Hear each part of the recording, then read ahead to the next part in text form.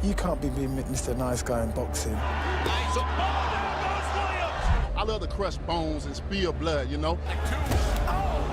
Shut up, Deontay. But I believe that whenever I hit my opponent in the right places, he cannot stay up. Deontay is the real one-punch man.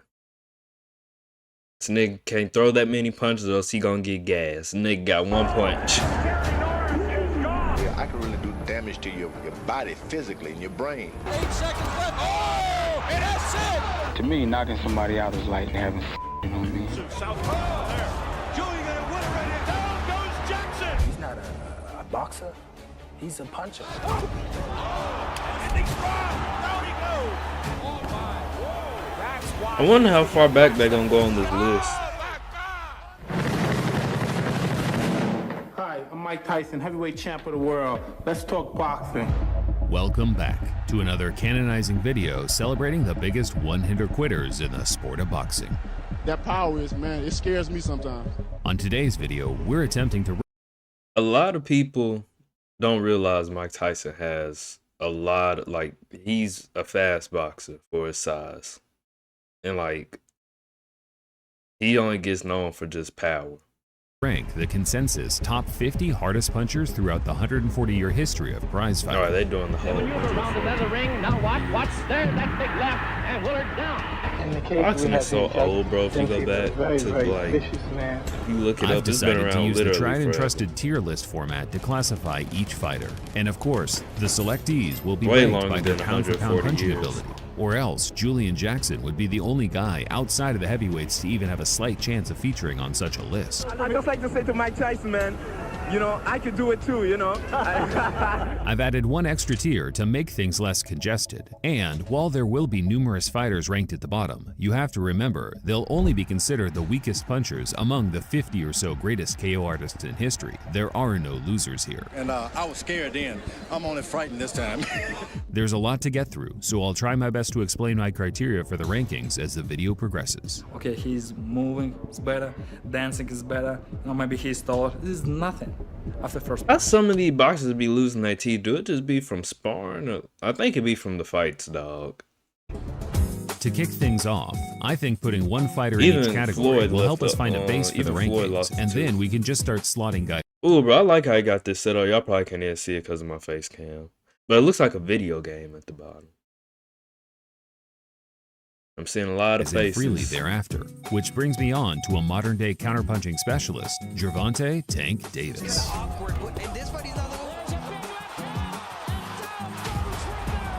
Bro, Tank gotta a be fighter in, that has like, been knocking on the door to D-tier. enter the pound-for-pound list for the last few years. Tank Davis has built quite the reputation of a one-punch specialist who He gotta lures be his in D or opponents S in by tier, setting bro. crafty traps.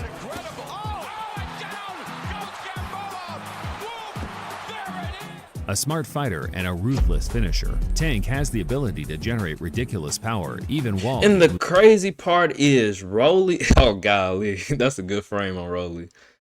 The crazy part is Rolly and Ryan Garcia both said, well, it's not even really the power. It just he catches you with the good shot. Nah, you niggas got knocked out. That nigga hit y'all with some pressure. Because if you get hit with the good shot, you know, you gonna, you know, like... If it's like an off-guard shot, you know, you're going to be caught off guard. But nah, he knocked these niggas out. They just talking, bro. Moving backward. I've created a performance card for a few of the first... I like how dude got this set up. That's cool, bro. IQ 91, chin 88, speed 84. Yeah, Tank ain't really fast like that. Heart 85, 82 defense, 93 power. That's fair. Bro, Tank was getting caught whenever he fought Frank Martin, bro. He was getting caught. That's for a whole, like, 5 rounds, dog. He lost the 5 rounds of the fight. I'm not even capping. Fighters listed today, so you guys can understand my thought process. Only the power stat is Man, relevant bro, for I the video, really thought and I Tank was gonna believe lose Tank when is I was one of the watching. best pure punchers of the last decade or so, right up there with I said coveted D figures tier. I of the thought that past. was D up there. Well, yeah. That's fair. Like I said, bro, he's in either A or S tier. Tank is setting a pretty high bar there, but to go one step further, we need a consensual killer that leaves no room for discussion or debate. And who better than the immovable wrecking machine, Big George Foreman. Bro, George Foreman is an S tier, dog. It's the He's tale an of two S stories tier, with bro. Big George, as he split his career in two with a 10-year layoff in between. Half, He I was ain't a even gonna very say different half. fighter Majority upon of his his return. wins Certainly is by more knockout, presented dog. as an immovable object as opposed to the wrecking machine of his youth. But one thing that never changed was his power. His hands are so heavy that what becomes a knockout punch doesn't always look like one. And Rodriguez goes down. George could knock you into next week with a glancing blow. Freakish power generated by such a low amount of torque. He defied the scientific equation for force. He didn't even twist. He don't even twist his hips either whenever he punches. That man just throws, dog. But he got some power. The raw strength of the man. This is accurate. 73 defense, 96 power, 68 speed, 98 chin, 83 IQ, 86 Combined heart. with his crafty It's accurate. setups and persistence, made him one of the most dangerous men who has ever stepped in the ring, regardless of how crude and against the grain it looked at times. With So I George say and he S, has to. let's get an individual in at the lower end, and someone who stands out to me straight away is Chris Eubank Sr.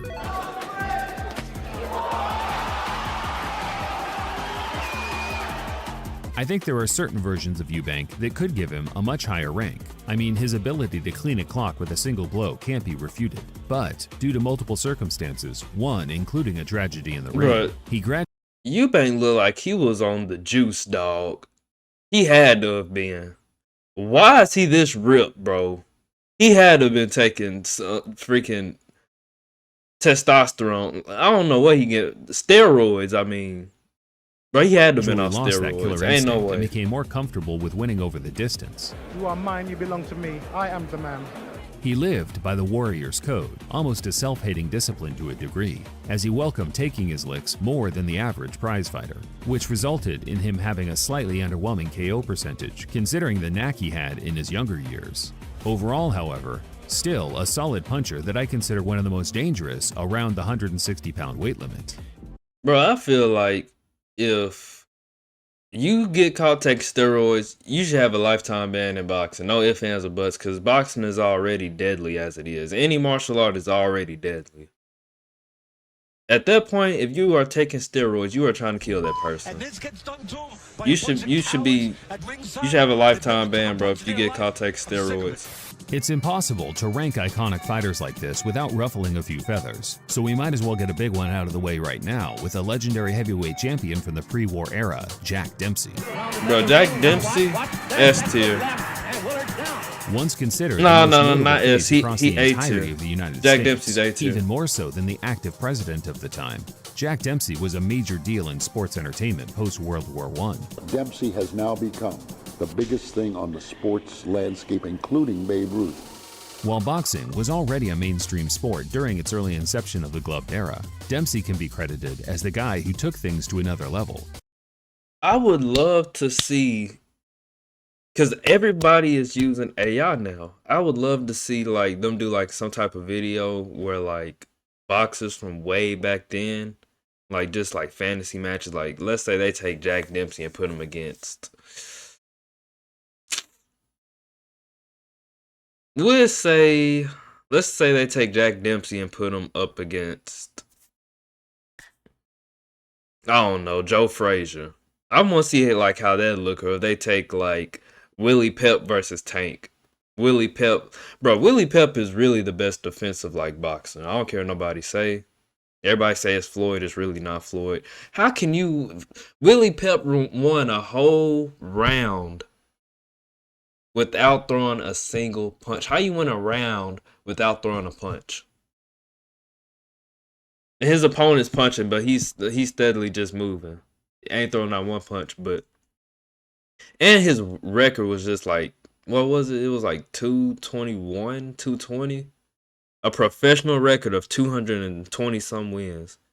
Transforming what was often seen as a test of one's wrestling That's way ability better than as much as Floyd, their bro. punching capability. I into bet a on the man that got firefight, where the hundreds goal of was wins just compared get to the their man that only opponent out got there in 50. a fashion that is much more akin to how we see things today. And Jack Dempsey comes out with the most ferocious left hook in the history of boxing, including Joe Frazier's. Dempsey was a savage, unquestionably a big puncher, but more of a high-volume brawler than a one-punch specialist, which is why I think that he's more suited to the B category for now. I might change a few things later, and if I do... He put him up in B. I can't really disagree with that. I can't will disagree. certainly only move in one direction. Yeah, it's either B or A. Because of his ferocious intensity, there's no one like him. To highlight the importance of a body of work in my criteria, let's take a closer look at the only fighter listed here with a 100% KO rate, Edwin Valero. What about Artur Beterbiev? Ain't his 100% KO rate? I know, bro. I know Artur Beterbiev got 100% KO rate.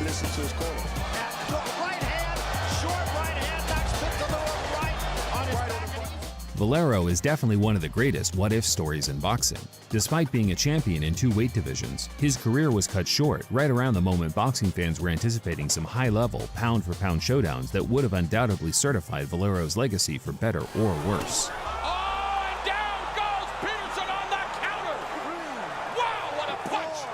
In his mind, he thought that he can go out there and just by throwing the first few shots, he would destroy the opponent. And he was right. He was a strong, big-punching, high-volume brawler who won all 27 of his fights by knockout, with 19 in the first round. Yet, he didn't quite produce a body of work that could force his name to be in the mix with some of the ATGs that will place higher on the list. In 121 professional fights, Robinson has lost only Sugar Ray Robinson. To accentuate this list being entirely about punching power, I will Sugar Ray sell Robinson the is goat C, of bro. boxing at a modest C. Like I said, bro, like, great boxer. Don't get me wrong, great boxer, bro, but he did not have that much power. He had more speed than he did power, dog. Let's be real. Oh, I saw him at his best, and he was the best fighter ever lived, pound for pound. Sugar Ray Robinson was the perfect fighter in every sense. You can play out. Bro, that'd be a good AI match. Like, if they could take Sugar Ray Robinson versus Canelo, this highlight reel for casual or fire, even dog, fans, and his glaring greatness is apparent for all. Because the grit of boxers back then was just on a different level, bro. Harshest critics and historians. Everybody's gonna be all like, "But Canelo, most, if not all, of his iconic you know, the fundamentals, history. everything." Boxing back then had way more grit, bro.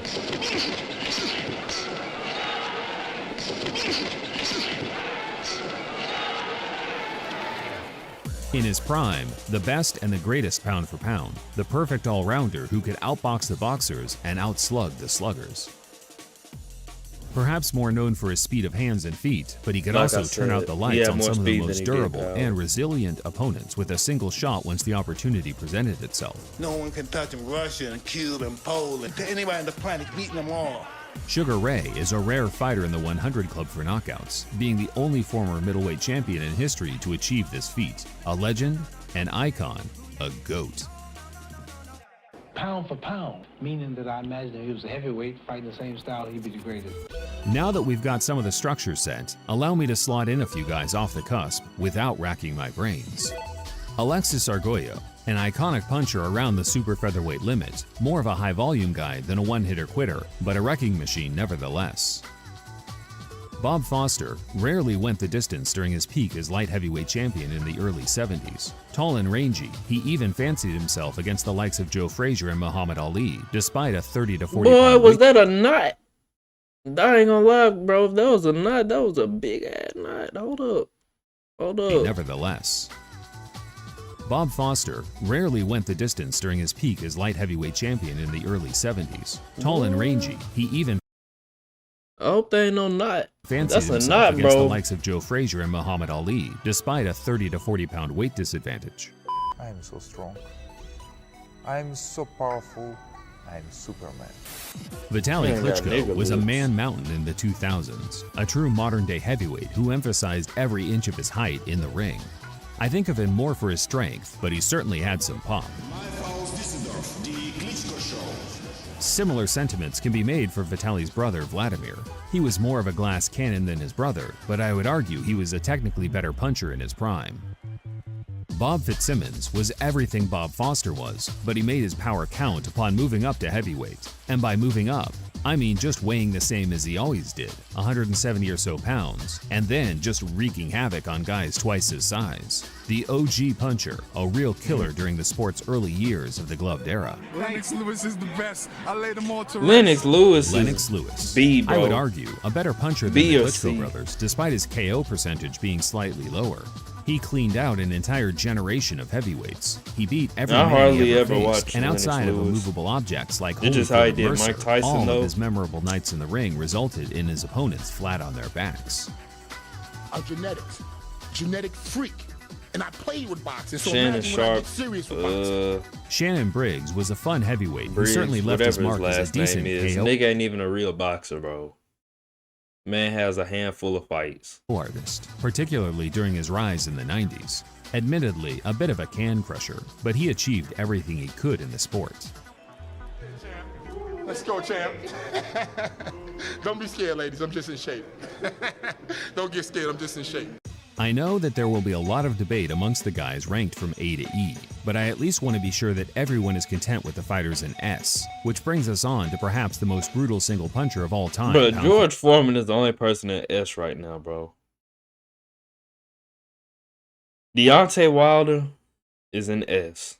And I'm giving him that because he do knock niggas out with one punch. He do got a lot of power. Sonny Liston, I put him in A.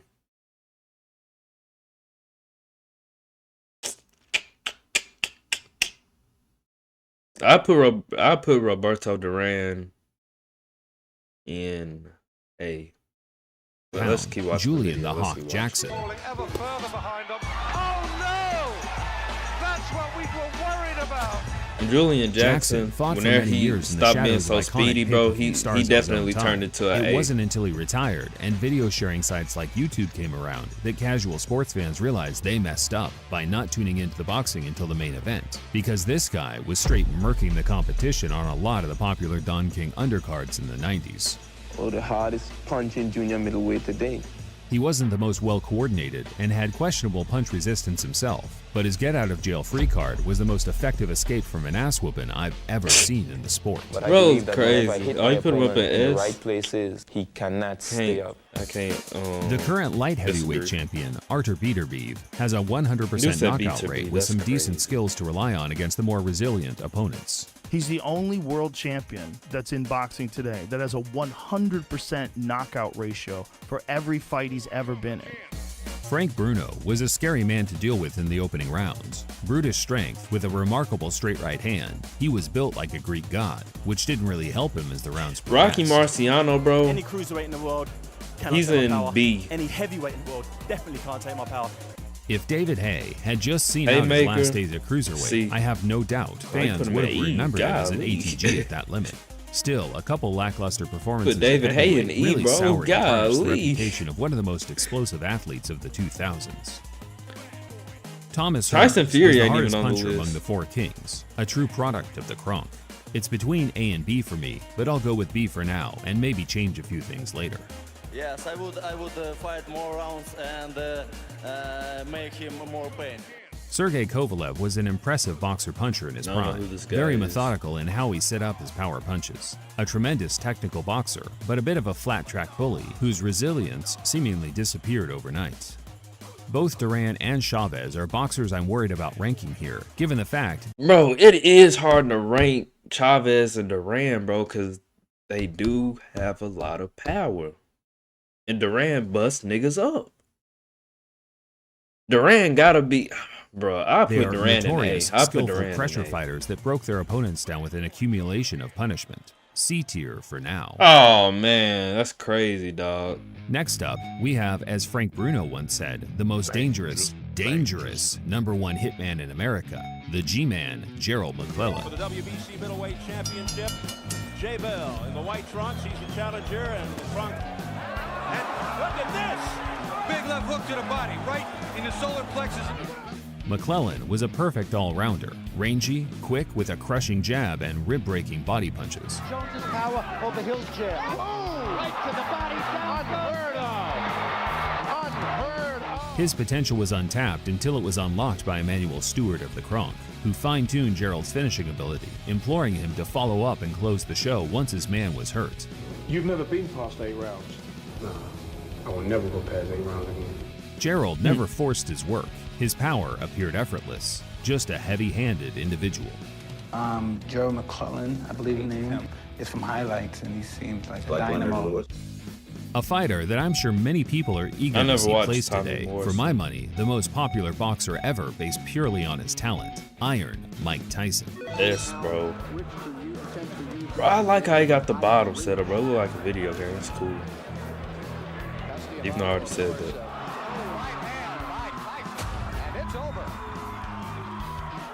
Looking back on Tyson's career in retrospect, I see him as almost a lab rat, an experiment by a mad old scientist, a physically imposing kid brainwashed to believe that there wasn't a single man on earth that could compete with him in the squared circle. And I'm just convinced, you know what I mean? How dare them challenge me with their somewhat primitive skills? They're just as good as dead. Tyson was a credit to himself, his They're coaches, just as good and as the dead. sport in general. Everything he achieved in the game was off his own back, dedicating his entire youth to being the most technically efficient fighter in the world, pound for pound.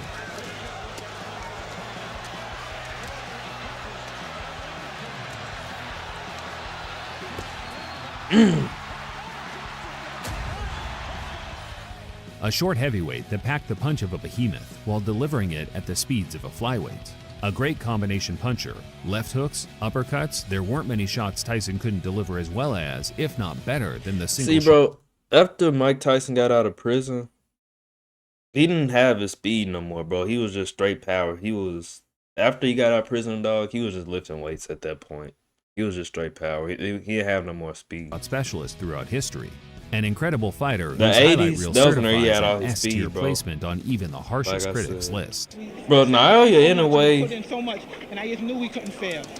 I put Aaron Naoya Pryor, Inoue an in S, offensive bro. whirlwind that could throw 1,000 punches around without breaking a sweat. Raw aggression and crushing power. Not many could withstand his onslaught. With a staggering 132 knockouts, the old mongoose, Archie Moore, certainly knew his way around the ring and how to break a man down. Infamous for his technique, the craftiest of all, one of the greatest fighters of all time. Anthony Joshua, C. In a similar I'll put vein to Anthony Vladimir Joshua in Klitschko, C, bro. Anthony Joshua is a big punching heavyweight who has adapted his style He's to a be great more boxer, methodical but after he ain't got a suffering lot of KO power. defeat. Dang, you put Anthony Slightly Joshua underrated D. and definitely a dangerous man Bro. to train with on the inside. A fighter that's been forgotten Golly, with time, he put Peter Anthony Maher Joshua was in the ultimate D. test for a rising heavyweight in the late 1800s. An old school badass who would go out on his shield trying to land that finishing blow. Looking up and seeing Pryor and Arguello together, it's only fitting that we get these two up there additionally. Zarate and Gomez were the hardest punching bantamweights of all time, and luckily for us, they fought in the same era. The 70s bantam and featherweight era was incredible, just unfortunately overshadowed by a golden generation of heavyweights. One-trick ponies are underrated, especially when that one Razor. trick is as great as Razor Ruddock's smash. Razor Ruddock, bro. I don't know. I don't watch Razor Ruddock, so I would not know.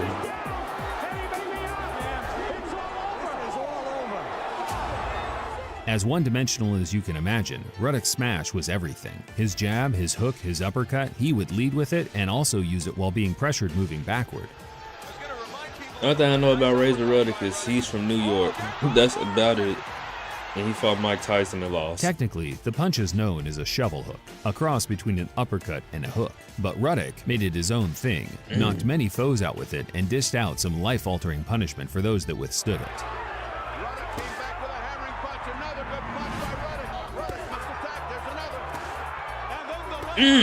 Golly, bro, Mike Tyson was eating those giants. Entirely against the grain, and I absolutely loved it. He punches like a mule kick. Oh my God.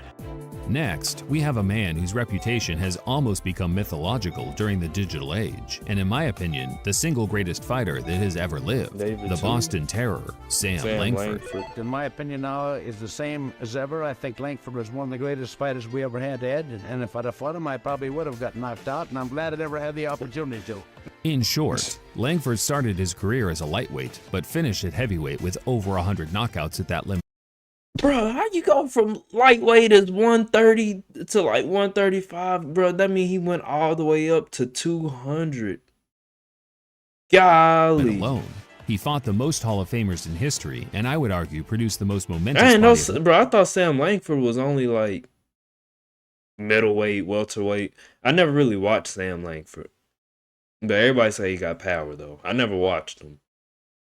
But bro, you went from 130 all the way work to among 200. all prize fighters throughout time. None of these guys can retain their punch power for as long as Langford could. None of them. None of them can claim the victories that Langford has from I life. feel like he could be Clarissa Shields' daddy. None of them. None of them. Jack Dempsey openly admitted to ducking Langford because, as he put it in simple terms, he would flatten me. Similar sentiments were shared by the guys who actually had the nerve to face him, including Harry Wills, who described one of his knockout defeats to Sam as a near-death experience. I genuinely thought I was dead when I hit the canvas. A common argument people use to discredit Langford or other greats like Harry Greb is there isn't enough footage to determine their greatness. My response would be to simply pick up a book or read a few articles. For instance, it's not like anyone with logical reasoning would consider George W. Bush a greater conqueror than Genghis Khan based purely on the fact that there is footage from the War on Terror. Regardless, Langford was a great fighter and a murderous puncher. But Langford is different to that. Langford took his power up and still maintained the ability to knock big men out even with single shots, which is quite remarkable and very different to other fighters who've moved up in weight.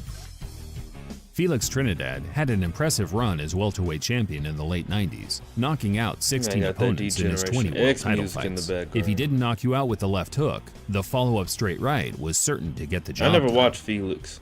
As some of you might have noticed, all the fighters are listed in alphabetical order, and by total coincidence, 3 heavyweight goats, Liston, Lewis, and Marciano, are all Where did I put Marciano at B?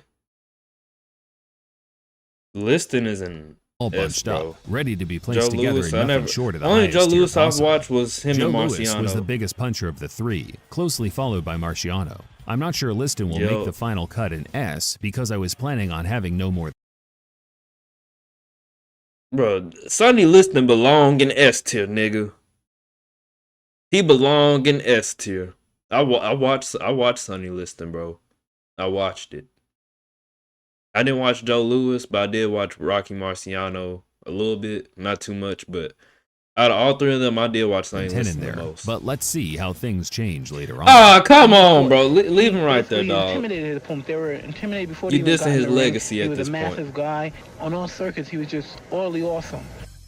Jimmy Wild is a difficult one to rank, infamous for his crazy winning record and ridiculously high KO percentage at flyweight. I don't know who this However, is his either. weight limit was only in its infancy during his peak, so the competition was only really there for him once he was well past his best. And after the second round, I understand it's not boxing. I need street fight. Triple like, G? You know, just broke him. No, Gennady, I ain't Triple never G really watched Golovkin, Triple G. oozed a legendary aura from the moment he made it onto the big HBO shows in the 2010s. Cut from the same cloth as Greb, Monzon, and Hagler, but unfortunately didn't have the dance partners to create a legacy or resume anywhere near ATG worthy. A seek and destroy master, nevertheless. At just 30 years Bro, of age, Inoue the is monster, in S, not- bro. I don't care what nobody say. Naoya Inoue is in S, bro. If he ain't up in S, then I don't know. Inoue is a bona fide first battle. Thank you. S tier. My nigga is in S tier. Bro, it's like the Japanese, whenever they train boxers, bro, they train them niggas for murder, bro. They train them niggas for murder. I don't know what they be doing, what type of laboratory they be putting them in. But, bro, it's like the Japanese and even Chinese boxers. I don't know what they do, bro. I don't know what they science is over there. But, bro, they train some Hall of Famer, murders. and all-time great Some with plenty murderers, of miles bro. left on the clock to improve upon his already legendary. I don't care what nobody say. Naoya Inoue and Tank Davis, that is an international boxing match, bro. That is international. I don't care what nobody say. That's, nigga, hundreds of millions of dollars. That's an international boxing match. If Tank and Naoya Inoue keep their O's, if they keep their losses at 0, bro, that is an international match. And I'd love to see that match at 1. Because Tank can go up to 140. He just don't fight at 140 like that. He only fought Mario Barrios at 140. And Naoya Inoue he fights in like 120, 125. I would love to see them fight at 130, bro. 130 and 135. Because I know Naoya Inoue is not going to make, or even like, yeah, 130 would be fine. Like 130 and 133. Tank Davis and Naoya Inoue. That'd be a good Title fight, run. bro. He moves like the wind and strikes Because like he ain't, lightning. Naoya The Inoue deadliest ain't going to make it skill to set in the 140. world today. I don't think he's going to go up that high. Sometimes, scoring a knockout goes beyond the typical variables we think of, such as Vander technique, punching Holyfield. power, or the opponent's weaknesses. It can often boil down Was to he the on the simplicity of the will to win, the eagerness to close the show, accepting the risks that coincide with maxed out efforts. Which brings us on to the Ernie man who knew a Shavers. thing or two about risk-taking, someone who certainly wasn't in the game to play pity-pat boxing, the Dark Destroyer, Nigel Benn. What a bonus for the crowd here in Wiz Beach to see, for my money, the most exciting prospect in British boxing at the moment. Nigel Benn in the golden trunks.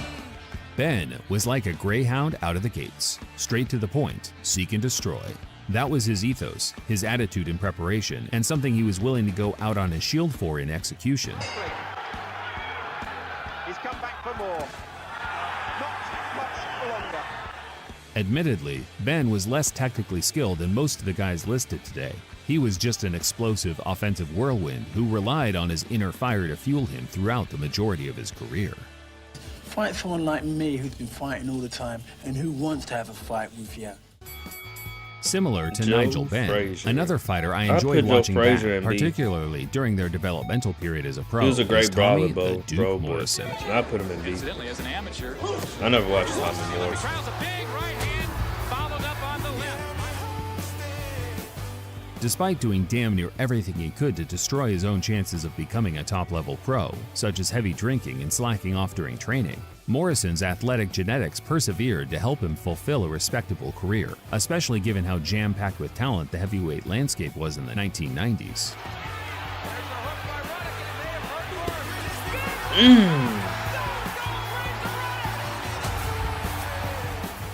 During the short time he actually had his head screwed on, Tommy was a great student who was always looking to improve and implement techniques fresh out of the gym directly into the ring. But I tell you what, I will be a heavyweight champion as well. So boxing fans, watch out. He had a great left hook, likened to that of Joe Frazier, backed up by decent speed for a heavyweight and an honest work rate to keep his opponents on their toes. I've been playing catch up to the Ray Mercers and the Lennox Lewises and the Riddick Bows because I never really had the initial experience as an amateur that they did. So I've been playing catch up, and now I feel like I'm closing the gap just a little bit. Talking of Joe Frazier, I would say he could punch at a Like level I said, above bro, the he's in Morrisons and Ruddocks B of the tier. world. He became an icon and focal He's a point great of the most brawler, celebrated but he heavyweight wasn't generation knocking. in I ain't gonna say history, he wasn't with his knocking niggas out infamous like left that, hook but being the most he ain't just have memorable like a single one shot of that time. punch stop. Were you ever scared of anybody in the ring? One stop Now, be punch. honest.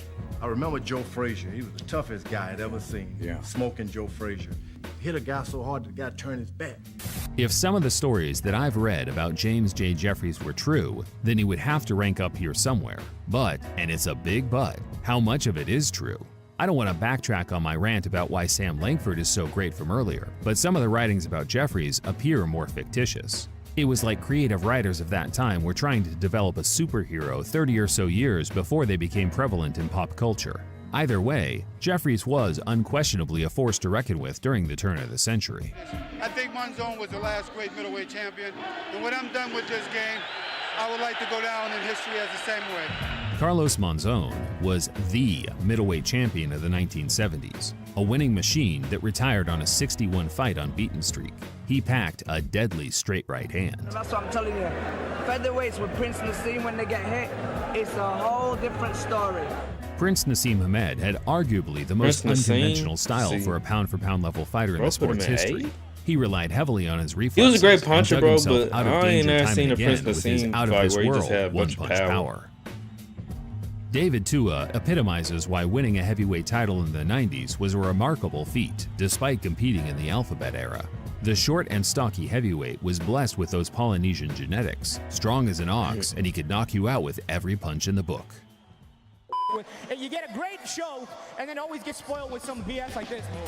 I've run into a bit of a problem here at the end, with the last fight Sadler, Ketchel, Shavers, Stevenson. fighters: Stanley Ketchel, Sandy Sadler, Ernie Shavers, Adonis Stevenson, and They say Deontay Wilder, Sandy all worthy Sadler of was an him, S-tier bro. placement in my opinion. So I'm going to create an S+ tier at the very top to Bruh, if you made a S+ tier at the top, Deontay Wilder's going up there for at sure. least try and narrow down what I consider to be the very best of the best. Incredible knockout ratio of Jackson. Jackson makes it in without question, as does George Foreman. Of the newcomers, Ernie Shavers had cataclysmic power that every heavyweight of his time attests to being the most forceful of that generation, sentiment shared by many historians who all rank him as a top 5 puncher in history. The best one-punch fighter, the one greatest punch I have ever seen, is owned by a man named Ernie Shavers. The true meaning of pound for pound is if you transfer a fighter's skill set directly into a different weight class, how would that Sandy fighter Sadler perform? was featherweight, Which is wasn't why he? Sandy Sadler is comfortably an S+ tier puncher, the heaviest-handed lower weight fighter in history, with the highest KO percentage among all boxers with over 100 stoppages. Lewis and Marciano both make the cut, and I would make the case that if we can all agree Shavers is up with the best, then And I so is wouldn't put Deontay Wilder. Marciano Wilder and doesn't Lewis have a in first-rate S+. resume, but he has proven himself against a decent level of competition long S+ should be for people that, like, they land one punch, bro, you out. And I put Naoya Inoue, Tank.